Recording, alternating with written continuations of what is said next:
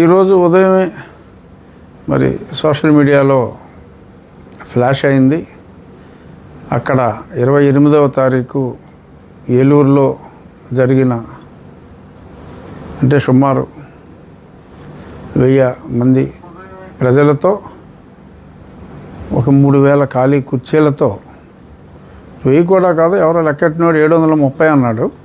But 1000 మంది అని చెప్పి సింపతిగా మనం లెక్కెట్టుకున్నప్పటికీ ఓ 3000 ఖాళీ కుర్చీలతో ఆ ఖాళీ కుర్చీలు వాడేసుకున్న కుర్చీలు చూసుకుని, అంటే వాళ్ళు వేసుకున్న కుర్చీలే వాళ్ళు చూసుకుని అందులో మనుషులు ఉన్నట్టుగా ఊహించేసుకుని నోటుకు వచ్చినట్టు వాగారు కొందరు.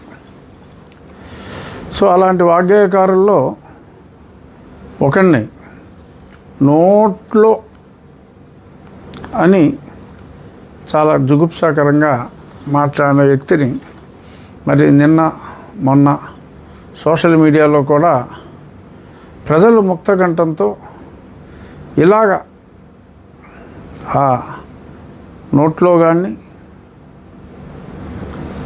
నోట్లో ఉన్న నాలుకను పీకి కానుకలుగా ఇచ్చేవాడిని అంటే వాడు చాలా అతిగా పేలాడు.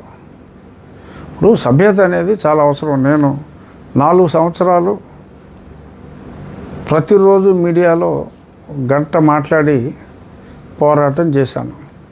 ఏ రోజు కూడా అప్పటి ముఖ్యమంత్రిపై కానీ ఎవరి మీద కూడా నేను తోలనాడినట్టుగా మాట్లాడాలి. ఎందుకంటే ఒక డెకోరం ఉండాలి, ఒక సభ్యత సంస్కారం ఉండాలి. అది లేకుండా అది కోసేస్తా ఇది కోసేస్తా అనో నోట్లో ఎలా అంత జుగుప్సాకరంగా మాట్లాడే వాళ్ళని సభ్య సమాజం హర్షించదు. అదే విషయం మరి సోషల్ మీడియాలో కూడా ఎంతోమంది డిప్యూటీ సీఎం పవన్ కళ్యాణ్ పైన లేనిపోని పోస్టులు పెట్టే పరిస్థితికి వచ్చారు. కడాన మీరు గుర్తుపెట్టుకోవాలి, ఆయన కూతుర్లు ఏం తప్పు చేశారని అడుగుతున్నా. కూతుర్ల పైన అసభ్యకరమైన పోస్టులు పెట్టి మానసిక క్షోభకు గురయ్యే పరిస్థితికి వచ్చారు. అంటే వీళ్ళు మనుషులని నేను అడుగుతున్నా. మీ మీద పెడితే మీకు బాధ ఉంటుంది. నేను నా జీవితంలో ఎప్పుడూ బాధపడలేదు. నా భార్యని అసెంబ్లీ సాక్షిగా దూషిస్తే నాలాంటి ఉక్కు మనిషి కూడా కొలాప్స్ అయ్యి నేను కూడా ఓసారి మనిషి బాధపడి ఫస్ట్ టైం నా జీవితంలో 23 క్లేమోర్ మైన్స్తో నా మీద దాడి చేస్తే ప్రాణాలు పోయాయన్నా ఏడవలేదు. కానీ ఆ రోజు నేను కూడా కుంగిపోయాను, బాధపడ్డాను. ఇది మన కుటుంబం పైన ఉండే మన గౌరవం అవునా కాదా అని మిమ్మల్ని అడుగుతున్నా. ఈ విషయం మీరు గుర్తుపెట్టుకోవాలి. అలాంటిది ఆ ఆడబిడ్డలపైన, డిప్యూటీ సీఎం గారి కుమార్తెలపైన సోషల్ మీడియాలో పెట్టి ఈ సైకో పైశాచిక ఆనందాన్ని పొందుతున్నాడు. మాట్లాడితే రాజకీయ పార్టీ ఎవరికి సపోర్ట్ చేస్తారు?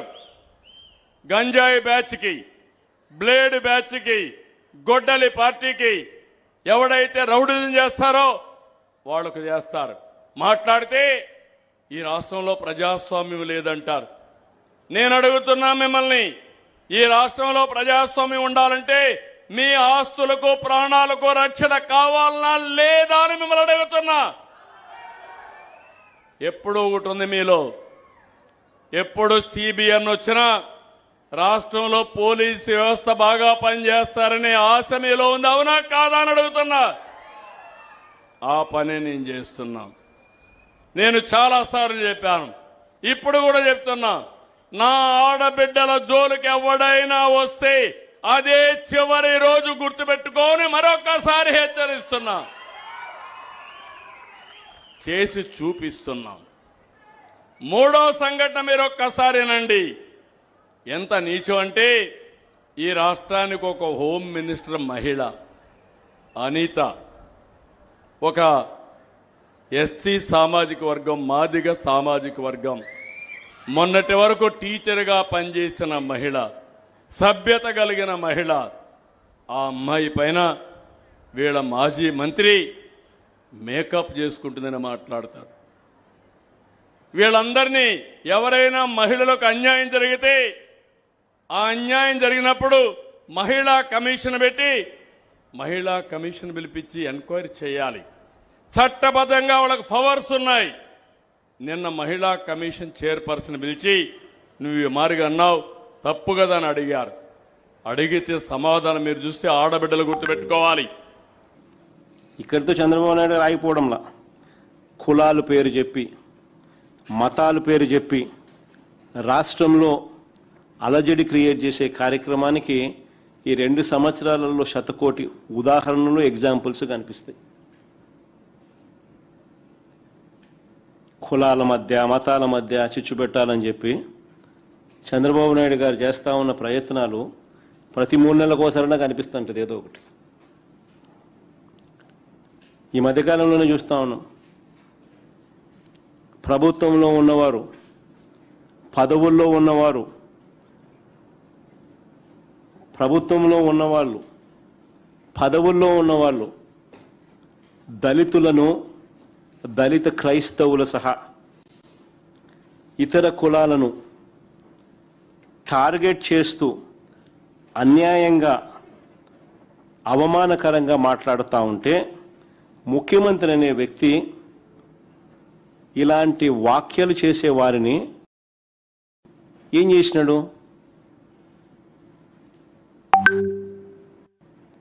దగ్గరుండి వెనకాల నుంచి ప్రోత్సహిస్తాడు. ఇది మన కంటికి కనిపిస్తూ ఉంది. రాష్ట్రంలో ఎప్పుడూ కూడా లేని విధంగా మత విద్వేషాలను అగ్గిరాజేసే ప్రయత్నం చేస్తూ ఉన్నాడు. దళిత క్రైస్తవులకు రిజర్వేషన్ ఇవ్వాలనా లేదా?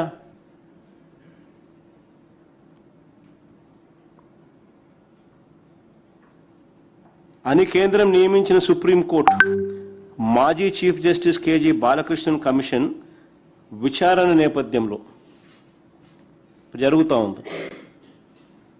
కేంద్రం నియమించిన సుప్రీంకోర్టు మాజీ chief justice KG Balakrishnan commission విచారణ చేస్తా ఉన్న నేపథ్యంలో